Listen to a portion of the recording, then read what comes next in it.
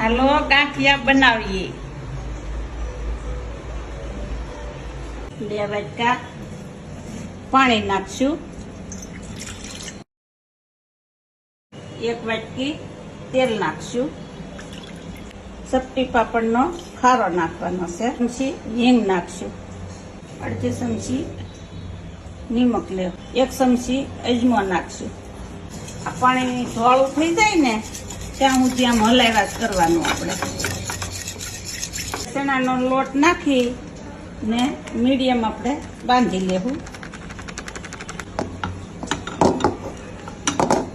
આવી રીતે લોટ બાંધવાનો છે, બહુ કડક નહીં બહુ ઢીલોય નહીં। આપણે હાથેથી વણવાના હોય ને તો કડક લોટ જવે। આ આપણે માપસરનો રાખ્યો। આપણે કોથળીમાં પાડીએ છીએ તો આપણે આ કોથળીમાં લોટ ભરી લેવું। મશીનમાં પાડે।